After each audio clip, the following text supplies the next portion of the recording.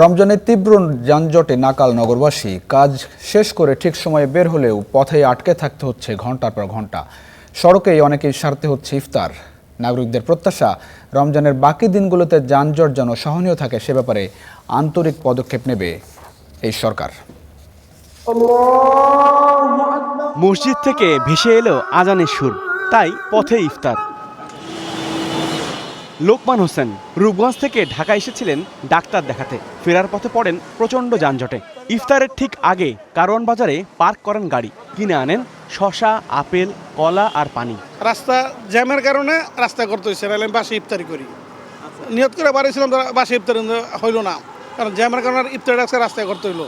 যাক আলহামদুলিল্লাহ, শুকরিয়া, আল্লাহ যেভাবে রাখে সেইভাবে আলহামদুলিল্লাহ। তো আজকে তো মনে করেন যে রাস্তায় সেটা একটা আনন্দের, সবার সাথে করলাম, অন্যান্য মানুষও আছে, রাস্তায় অনেক মানুষ ইফতারি করতেছে, আমিও করলাম।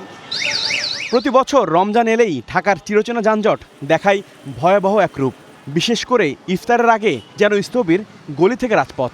তীব্র যানজটে গন্তব্যে পৌঁছাতে না পেরে পথে ইফতার করতে হয় হাজারো মানুষকে।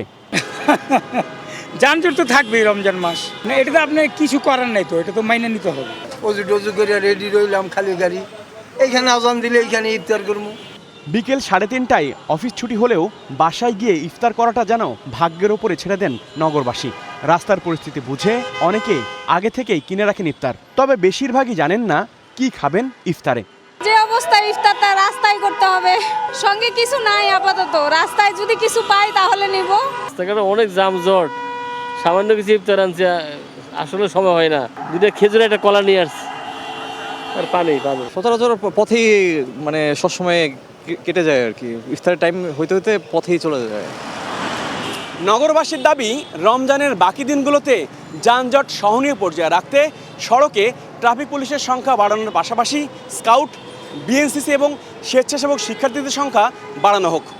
সেই সঙ্গে গণপরিবহনে ফেরানো হোক শৃঙ্খলা। হাবিবুর রহমান অভি, স্টার নিউজ, ঢাকা।